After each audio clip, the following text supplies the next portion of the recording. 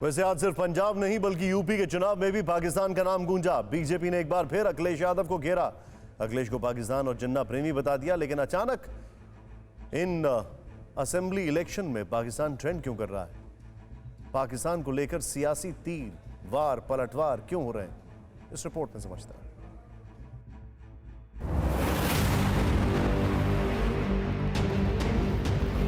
अखिलेश यादव जी का कहना कि वो पाकिस्तान को भारत का असली दुश्मन नहीं मानते। जिन्ना से जो करे प्यार वो पाकिस्तान से कैसे करे इनकार। अखिलेश जी का बस चलता तो याकूब मेमन को भी नाहिद हसन के साथ चुनावी मैदान पे उतार। शारीरिक रूप से कसाब को भी स्टार प्रचारक के रूप में उत्तर प्रदेश में उतारने से झिझकते नहीं अखिलेश। तुरंत अखिलेश जी को अपने इस बयान पर पश्चाताप करना चाहिए, क्षमा याचना करनी।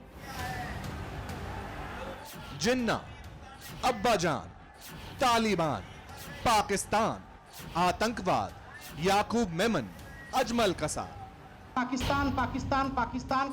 अचानक यूपी से लेकर पंजाब तक चुनाव में पाकिस्तान के मुद्दे को फिर से ऑक्सीजन मिल गई। जिन्ना जिन्ना जिन्ना। अचानक सियासी चिराग घिसा गया, धुआं निकला और फिर जिन्ना अब्बाजान के बाद पाकिस्तान वाला चिन्ह बाहर आ गया। आपका यह कहना कि भारत का असली दुश्मन पाकिस्तान नहीं है, ये तो भारतीय जनता पार्टी पाकिस्तान को दुश्मन बना रही है। मैं तो इतना कहना चाहूंगा और बिल्कुल स्पष्ट कहूंगा, चाहे अखिलेश जी बुरा माने, जिन्ना से जो करे प्यार वो पाकिस्तान से कैसे करे इनकार। जिन्ना से जो करे प्यार वो पाकिस्तान से कैसे करे इनकार। आपने देखा है जिन्ना जिन्ना जिन्ना जिन्ना का रट लगाते हुए इस चुनाव में अखिलेश यादव उतरे थे और आज जिन्ना से एक पायदान ऊपर पाकिस्तान तक वो पहुंच गए। अब आप ये जानना चाहेंगे कि बीजेपी इतनी अग्रेसिव क्यों है? क्यों बीजेपी ने पाकिस्तान के नाम पर, आतंकवादियों के नाम पर अखिलेश यादव को घेरा? ऐसा क्या हो गया कि बीजेपी के प्रचार में अचानक तेज धार दिखाई देने लगी? तो इसके लिए आपको अखिलेश यादव के इंटरव्यू का एक हिस्सा सुनवाते हैं। असल में अखिलेश यादव ने इकोनॉमिक टाइम्स को इंटरव्यू दिया। इसमें अखिलेश से भारत में चीनी निवेश पर विचार मांगा गया था। अखिलेश का 3 लाइन का जवाब आया। समाजवादी पार्टी के मुखिया ने कहा, हमारा असली दुश्मन चीन है, पाकिस्तान हमारा राजनीतिक दुश्मन है, लेकिन बीजेपी केवल वोट की राजनीति की वजह से पाकिस्तान को निशाना बनाती है। यानी एक बार फिर अखिलेश यादव ने पाकिस्तान पर बयान देकर बीजेपी को हमला करने का मौका दे दिया। और बीजेपी की तरफ से तो यह तक कह दिया गया कि अगर अखिलेश का बस चले तो फिर कसाब जैसे आतंकवादी को स्टार प्रचारक बना दे। अखिलेश जी का बस चलता तो याकूब मेमन को भी नाहिद हसन के साथ चुनावी मैदान पे उतार। शुक्र है कसाब को फांसी हो चुका है, वरना जिन्ना को तो उतारे ही थे। शारीरिक रूप से कसाब को भी स्टार प्रचारक के रूप में उत्तर प्रदेश में उतारने से झिझकते नहीं अखिलेश यादव।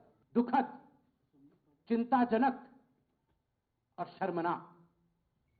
तुरंत अखिलेश जी को अपने इस बयान पर पश्चाताप करना चाहिए, क्षमा याचना करनी। उत्तर प्रदेश में भारतीय जनता पार्टी की लाचारी तो देखो। 5 साल सरकार चलाने के बाद भी अपना काम नहीं गिना पा रहे हैं। अभी भी वही भारतीय जनता पार्टी पुराना ढर्रा, कैसे समाज के अंदर में विघटन फैलाएं, कैसे नफरत की राजनीति करे। लेकिन उत्तर प्रदेश की जनता इस बार जागरूक है, वो विकास के नाम पे वोट करेगी। वो जानती है कि उत्तर प्रदेश में कोई विकास कर सकता है तो समाजवादी पार्टी कर सकती है।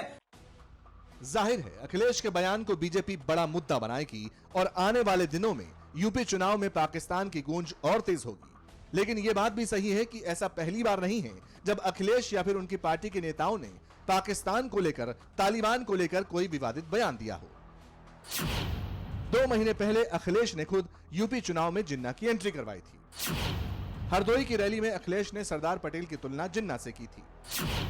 इसके बाद अखिलेश के सांसद शफीकुर रहमान बर्क ने तालिबान के लड़ाकों की तुलना आजादी के क्रांतिकारियों से की थी। तब भी बीजेपी ने इसे बड़ा मुद्दा बनाया था और हाल ही में यह मामला 80 बनाम 20 की लड़ाई तक भी पहुंच गया। सरदार पटेल जी, राष्ट्रपिता महात्मा गांधी, जवाहरलाल नेहरू, जिन्ना एक ही संस्था में पढ़कर के बैरिस्टर बनकर के आए थे। उन्होंने आजादी दिलाई। आज ये देश के अंदर एक नया द्वंद्व बना है कि ये देश गन्ने की मिठास को एक नई उड़ान देगा या जिन्ना के अनुयायियों से फिर दंगा करवाने की शरारत करवाएगा। हमारा देश जब अंग्रेजों के कब्जे में तो सारा हिंदुस्तान आज़ादी के लिए लड़ रहा था। वो भी आज़ाद रहना चाहते, अपने देश को आज़ाद कराना चाहते।